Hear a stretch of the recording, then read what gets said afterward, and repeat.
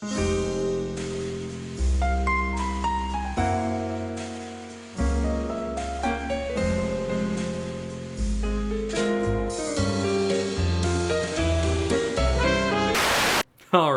best of luck to you, and may you all burn in hell. Wait, what? This just in, I got a Wii U. That's right, a couple of weeks ago, I went out and I purchased Nintendo's latest bundle of joy. It's been a long time coming, and certainly very exciting. We now take you not live to the unboxing, already in progress.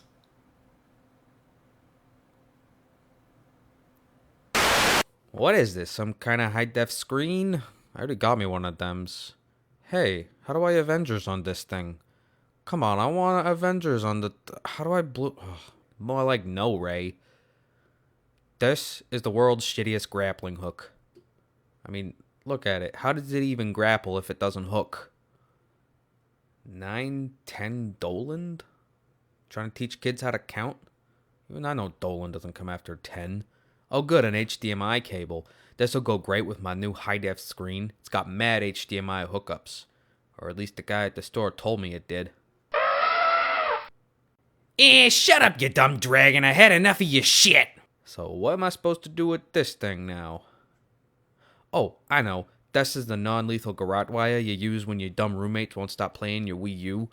Yeah, and it's flayed on the end, so it doubles as a bullwhip. This is perfect, because I think I hear a roommate playing my PS3 right now. Let's go take a look. La-di-da-di-dud, an ocean of blood. God, what horrible lyrics. Sup, roomie? Oh, shit! We'll have more on that? Never. At any rate, I have a Wii U now, so I guess it's time to start looking for some games to play. I know release schedules have been kind of slow lately, but there must be something out there worth reviewing. Alright, so let's see what's out there. How about Donkey Kong Country Tropical Freeze? Aw. Okay, what about Pikmin 3? Well, that's certainly not today. Watch Dogs. Swing and a miss. Okay, Bayonetta 2? Wonderful 101? Oh, come on. What about that game X? I like Xenoblade. When's that one? Damn it! Well, what do I have access to? I don't need a counting lesson. Okay, so the people were right. The Wii U has no games. At least not yet. But hey, there's a 2 in one of those titles, which should imply that there's a 1 out there somewhere. Ah, there it is. Bayonetta, the sex sells version of Devil May Cry. This should be entertaining. It was one of those games that I had definitely heard about when it came out. I just never got around to playing it. I'm a fan of the director Hideki Kamiya's other work, namely Devil May Cry and some of the early Resident Evil games, and I suppose now is as good a time as ever to see if this one stacks up. Wah! So far so good. I got dropped into this sort of exposition dump, but they're gonna let me fight through it. Cool, I guess, but I have no idea what I'm doing! Push buttons, I guess. Just keep pushing. Things are dying, so I guess I'm doing something right. But if they're hoping I'm going to internalize anything the narrator is saying, they're going to be disappointed. Following that rather panic-inducing opening, we open the game proper in a graveyard on a dark and stormy night, showcasing a rather clever series of credits. Cute. A Danny DeVito lookalike, who apparently only speaks exposition, is walking in circles, not shutting up, while a woman in white clothing is reading a Bible over a coffin. Of course, as soon as DeVito has caught up the audience, he tries to leave, but something magical happens. The woman says that angels are coming down to Earth, and she starts flying up to meet them. And then, yep, more or less what I was expecting.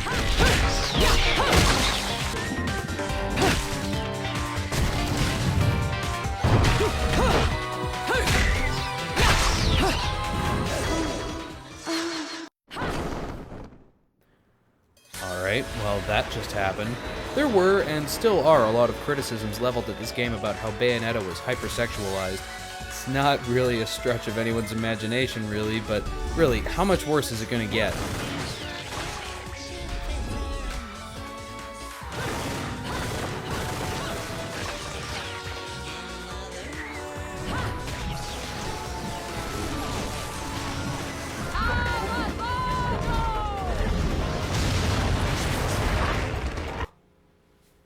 Okay. Yikes. I'll be right back.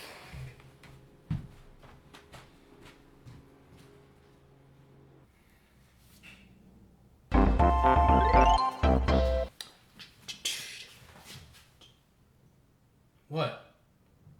I was hungry. Okay, so this game is to hypersexualization what hypersexualization is to the Amish. But honestly, this doesn't bother me. I'm not the kind of guy who demands or even really expects this sort of thing. That said, I'm not against sexy pinups either. I just think that there's a time and a place, and Platinum Games have certainly created their own time and place.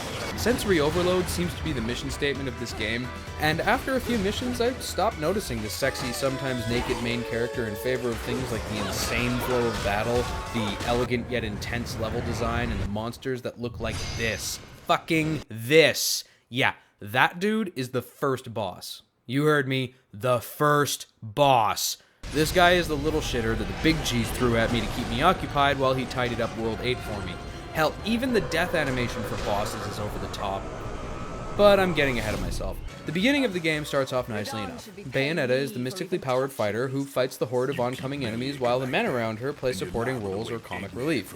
There is also another mystically powered female fighter named Jean who just happens to be a bit of a wild card. Huh. Guess it does have sort of a Buffy the Vampire Slayer feeling to it. It's even got the bad one-liners. You look tired. Let me tuck you in. After that first fight, Enzo, this guy, starts going on and on about more exposition stuff. Bayonetta's a witch with a case of storyteller's amnesia, who has to hunt angels, otherwise her bosses in hell will have her sent back. There's a huge mystical crisis consisting of heaven, hell, purgatory, and the human world mixing together. It's all very standard, end-of-the-world stuff, quite textbook for a genre-bending action game like this. The culmination in all of it is that Bayonetta needs to go to the fictional city of Vigrid in what appears to be France. I don't know, they just keep calling it Europe. There are a lot of loading screens in this game. Like, I mean a lot. Oh, I'm sorry, did that segue seem kind of rough? Kind of like a loading screen, maybe? No? Normally I would get a little more ticked off at this, but at least the developers thought to let you make some use of this time, and you're able to practice your combos while you wait. But frankly, all I see here is the perfect metaphor for loading screens. Just staring into a seemingly endless limbo where you're never really sure what's on the other side, or when you'll finally get out of there, and your best option is to make like the Star Wars kid and exercise. But this game is so obsessed with loading screens, they can't even keep the combo practicing thing going. Oh ho ho, you thought I wouldn't notice that you were loading because you threw some spinning clouds at me? Well, I'm too good for this, Bayonetta. I played Metroid Prime. Yeah, the game with the best loading screens in the world. Remember those? Remember Metroid Prime's loading screens? No? Well, it's because there weren't any. Okay, so there were like 5, but you barely noticed them because, you know, the rest of the game was so busy not having loading screens. This game, kind of excessive in comparison. I don't know why they couldn't have just had the game loading in the background of Angel Attack or whatever, which is this dumb little arcade shooter gallery thing they make you play at the end of each chapter. It's got annoyingly floaty aiming controls, and the rewards are all pretty much just stuff you can buy or concoct way more easily, but it's got a loading screen before it, and a loading screen after it, and I don't want to be in it, so I have to wonder why it's here in the first place. And on the subject of loading screens, what the fuck is up with this combo thing? I can't even practice the ones I want to because the game tries to be helpful or something. I want to push these punches and the game's all like, you don't want to push these punches. You want to push these punches. They're easier and prettier. And it suddenly changes directions on me. Not for me, on me. Into something completely different. And where did that kick come from? How did that end up in my combo? I didn't even push that button. Okay, so the loading screens and I didn't really get along. That's fine, because I'd rather focus on the game anyways. Once you get to Vigrid, stuff starts to ramp up in the best way possible. Remember my thing for castles? Delicious, nutritious castles? Well, that extends nicely into fancy medieval architecture. Old European, you might call it, and this game's got it in spades. I will admit, the first stretch of the town, namely the train station, is kind of drab, not terribly interesting, but once you get into the town proper, however, the towers, the archways, the fountains, it's all so pretty. Yeah, the environments are beautiful. Yeah, at least they were for me. Perfect opportunity to throw some monsters at me. I keep calling them monsters, but in actual fact, they are angels, in case that wasn't apparent from before. I really like the way they're presented in this game with the beginner's guide to angels or some such telling you what they are when you first meet them. And these are not your Sunday school wall mural angels. These are the no-nonsense heavenly avengers from hell. I mean heaven, I guess. Take this guy, for example. That's a face only a mother could love. Cause it's adorable. The rest of them, not so much. But yeah, these monster designs are exquisite. It's not very often we see enemies where the base color scheme is white and the aesthetic is elegant yet intimidating. I mean, these are angels after all, and the designers did a great job of making them look like it while still being really threatening. Oh, right, forgot to mention this guy. This is Luca, also known as One Note Man. The boring, pretty much characterless dude who basically just chases Bayonetta around and blames her for stuff, namely the death of his father. Bayonetta mostly ignores him and toys with him when he actually gets in her way, but for the most part, he's just there to fill space. Basically, this game's poor attempt to have some kind of human grounding character in this otherwise very fantastical game. Or maybe... Could it be? Is he this game's way of turning the whole underdeveloped, poorly characterized female space filler possible love interest trope on its head by doing the same thing to a guy? Seriously, spoiler alert, he's basically completely inconsequential throughout the game, and he pretty much just has one thing going for him, and it's so overdone that nobody cares, not even Bayonetta. Anyways, while I'm running away from a giant wall of lava, Bayonetta determines that the best course of action is to surf it out on an enemy and finish by standing on the wall. Cool trick, lady, but what am I supposed to do now? Hold on a second. I'm walking on the walls? Okay, this is pretty surreal, but where am I supposed to go now? There was an explosion, and I can't walk the...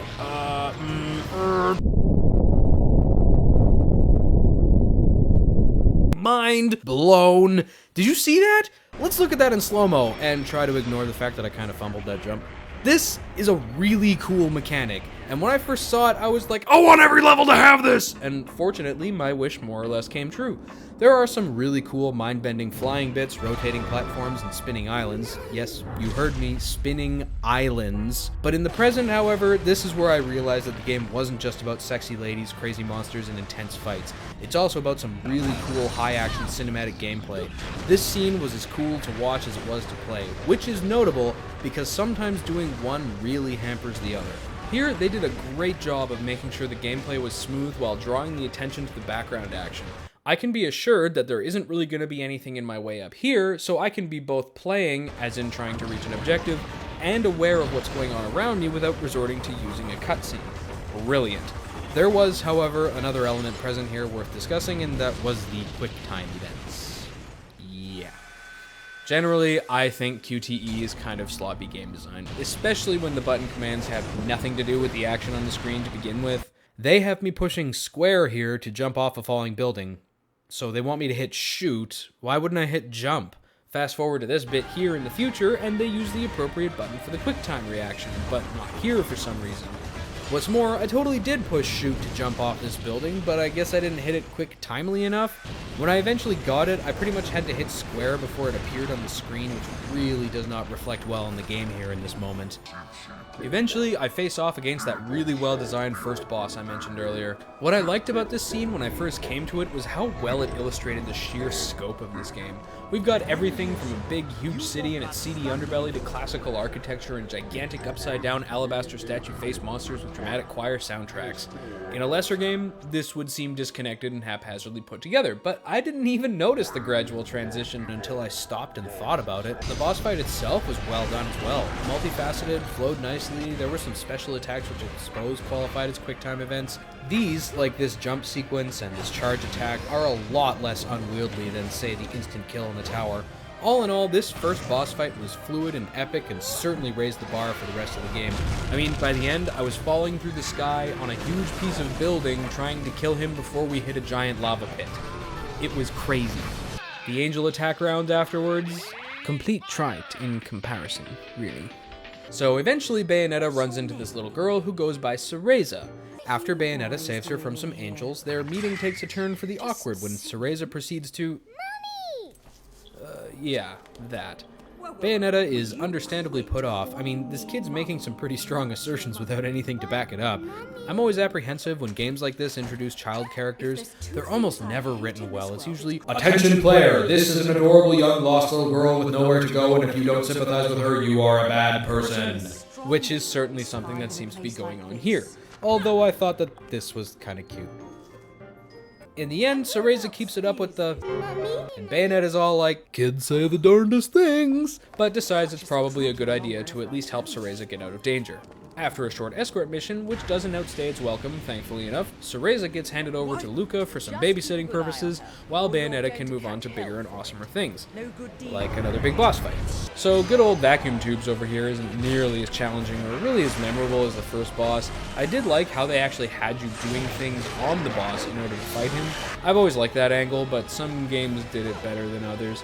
If you're wondering why I'm kind of skimming over this boss, well, it's because the guy's not really as exciting as the last one. But before he gets dragged down in what can only be hell, he says something rather interesting. May the Creator Jubileus grace you. Weird. Wonder what it means. Too bad I stopped thinking about it pretty soon right after because, well, car chase. Yup, this game's got everything, even lame references. Hey, check this out. What are you buying? Heard that in a game once. Okay. I want to quiet the room for a second. Build a mood, if you will. The next level totally deserves it. Ladies and gentlemen, welcome to Paradiso. And if you're starting to get a bit of vertigo going, good. As well you should, this level's loaded with it. I was down there, but now I'm up here. How about that craziness? I think the word I would use to describe this level is, stunning. The way the level progresses makes it a playground for the mind as much as the thumbs, and even if they did Mario 64 the backgrounds a bit, it's really quite serene and beautiful to look at, and to play. At least until this happens, but hey, you can't win them all. I don't really know what else to say about this level. It's like a drug. While you're on it, you see amazing things. The music washes over you, sending you into an amazing sense of relaxation, and every now and then monsters show up. Just like when you're on drugs. Then when it's over, all you can think about is getting more. Hey man, you got any Paradiso? I need my fix. Not enough cash, stranger. So remember children, if somebody offers you Paradiso, just say no. But seriously, it's really cool. Also, I guess now would be as good a time as any to make it known that I straight up love the soundtrack for this game. Like, I think it might be one of my all-time favorites. I mean it. It's got a huge range, from everything from pop covers to ethereal choral pieces, but I think the stuff in between is my favorite. It's like this game is channeling the style and feel of all my other favorite game soundtracks, and using all the right instruments. Even the menu song sounds like they took musical ideas from Chrono Trigger and stuffed them into the style of a Final Fantasy VIII piece. Yeah, I know the game's got issues, but the music doesn't. Bleh. Okay, so it's time for another boss fight. Tentacles? Why did it have to be tentacles? Great question, lady. Ugh. Baby faces on the ends of giant tentacles. I will not read too much into this. Hey, I have an idea. Let's talk about this boss fight's mechanical shortcomings. So towards the end of the fight, old Freudian Goldmine over here starts using his appendages to smash the platforms all around me, as well as the one I'm standing on. I wasn't really sure how I was supposed to deal with this except to fall, which is fine because they give you a safety line in the form of a quick time event. I didn't really think much of it because I got it the first few times, but on the third time, really? You're gonna have an instant death QTE in the middle of a boss fight? The problem here is not so much that this whole event happened. I mean, this fight has me running up the boss's protrusions? Doing awesome running, jumping, turning into a panther. Oh yeah, I can totally do that. Awesome, right? And this quick time event starts something similar, so why does the failure have to result in instant death? Maybe I just missed it, but I didn't really see how I was supposed to not do this event. And an instant kill is a bit of a slap in the face, especially in a game that grades you partially based on how many times you die. Kind of a dick move. So after you slice off all of the boss's extremities, Freud's monster is giving his concession speech when he utters something rather interesting and familiar. May Jubileus the Creator grace you. Who's Jubileus, I wondered aloud. You know, Vacuum Tube said this too, but I was too busy driving a motorcycle to care. And First Boss McAwesomeson said the same thing, come to think of it, but I didn't notice because I didn't care yet. Bayonetta catches up with Luca and Cereza, and Luca tells a bit of story regarding more of Bayonetta's past. I say more because so far throughout the game it's been given to us in snippets and flashbacks, but nothing's really been spelled out officially for us. There are two ancient clans that control the world, the Lumen Sages and the Umbran Witches, keeping the world in balance with their respective special jewels known as the Eyes of the World. What's more, a sage and a witch had a child together, which is bad news for the both of them because that's not allowed. Guess who the child's probably going to end up being? It It's been 500 years since this all went down, and Bayonetta appears to have missed a lot of it because she was in a coffin on the bottom of a river. And then she woke up and killed Luca's dad, apparently, and he's still sore about it. Caught up now? Good. After that, Bayonetta and company board a military plane, which turns out to be a pretty boring level. I mean, up against Paradiso, there's really no comparison. The only notable thing that happens here is that Jean shows up again, and of course a fight ensues because, what were the odds that she was going to turn out to be on your side? Slim? Maybe nil? Yep, that sounds about right. So once the plane goes down, because if there's ever a plane in a game like this, a plane crash isn't far behind, we get to fight this game's water boss. Fun fact, water bosses, the quickest way to give me the heebie-jeebies, and it really doesn't help that I have to fight him in the middle of the ocean. So, Bayonetta defeats this monster by catching him in a spider's web, having him devoured by fire-breathing spiders in a giant vortex in the middle of the ocean, which covers most, if not all, of the major phobias. Not bad, not bad. Before he gets dragged into the underworld, however, the boss tells us that the stage is set for the creator's resurrection, and then gives us the same warning the other bosses did before vanishing. I've got to say, I'm looking forward to meeting this Jubileus character. Sounds like a real party, in which we can be jubilant. But first, we meet Jean again. She starts to clear some things up for us, making it clear that Bayonetta was not, in fact, the mother of the Witch Sage crossover problem child, but rather is the Witch Sage crossover problem child herself. Which basically just means we once again have no idea who Cereza is. I'll skip ahead because we're coming to the end of this business and let you all know that Cereza is a time-displaced younger version of Bayonetta. Yep. That's right, we can all start arguing about time travel now. Normally, time travel stuff like this just raises uncomfortable questions within a story, but Bayonetta does have amnesia after all, which is actually a nice explanation for all of the "but wouldn't she remember having done all of this?" complaints that this sort of thing normally elicits. 'Cause, you know, causality's a bitch. Following what is thematically built up as Bayonetta and Jean's final fight, Jean appears to dramatically bite the dust, and Bayonetta soon meets Baldur, the dude who was supposedly behind this whole thing, but we're only hearing about him now. Oh, and Cereza claims that he is her father.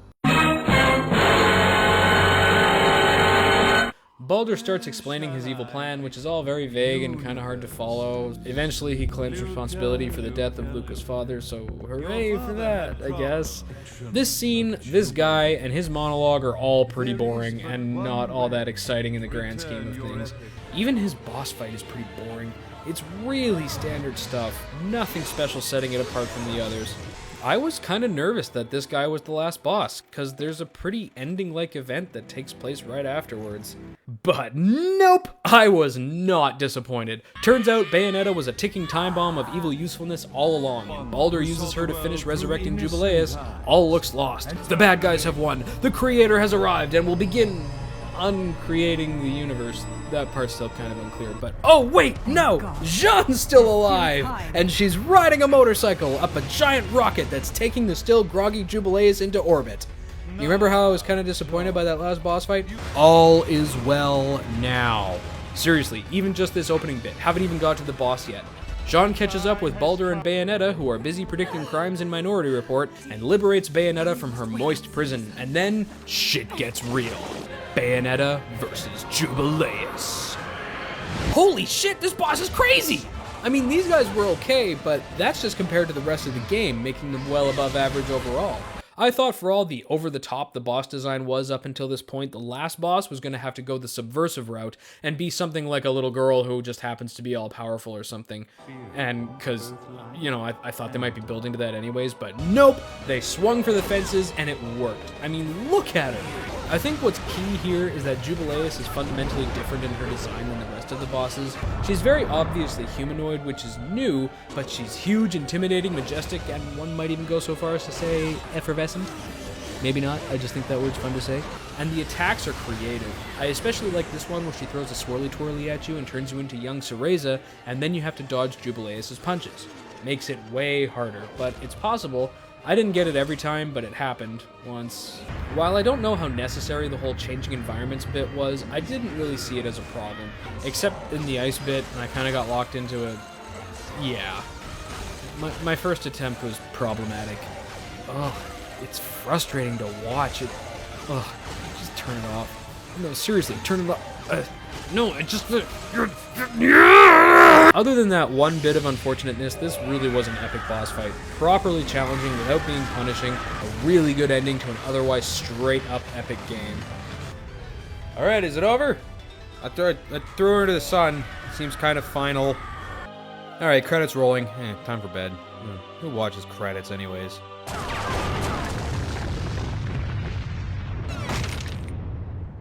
Unbelievable. Wait, what? Oh shit, there's more?! Jeez, this boss fight just keeps going. It never ends! You know, come to think of it, JonTron did a video a while ago about his favorite boss fights, and I doubted that Jubileus would live up to his description of it, but yeah, I'd say this about does it. I was a fool. I didn't know! I'm sorry, John. I didn't know. How could I know? I guess I could have paid attention to your episode, but I agree now. Oh boy, do I agree. Like, you don't even know how much I agree. Wanna know? Let me warn you, friend, this is not an easy answer. Alright, you know what? Okay, just remember, when this is over, you asked for it. It's time for an I Like to Video Games mid-episode minisode. Here we go.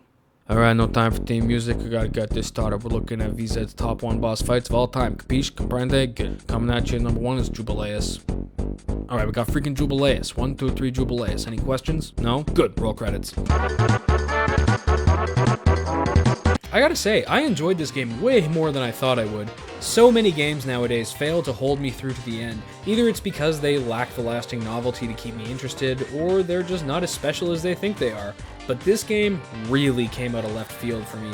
I was fully expecting to have to really force myself to finish it for the sake of this episode, but I couldn't put it down. Even during the more boring parts, the game was still fun to play, and ultimately the good far outweighed the bad. Can't wait for number 2. I was kind of nervous about buying this little baby here. Everybody was screaming about how it has no games and it's a failure of a console. Well, clearly they didn't play Bayonetta.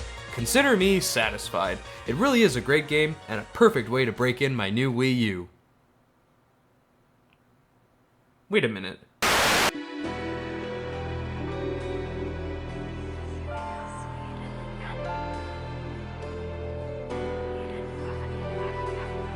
Hey everybody, thanks for watching my video. That was super cool of you. While you're here, why not like and subscribe? I hear all the cool people are doing that. Click the links to see some of my other videos. As always, I've still got my blog going, and now I'm on Facebook and Twitter in an official capacity, which I use to update followers about future videos. Also, if you want to see me and a bunch of other writers talk a bit more seriously about games, head on over to Push Select Magazine. It's a stompin' good time. Hope to see you there.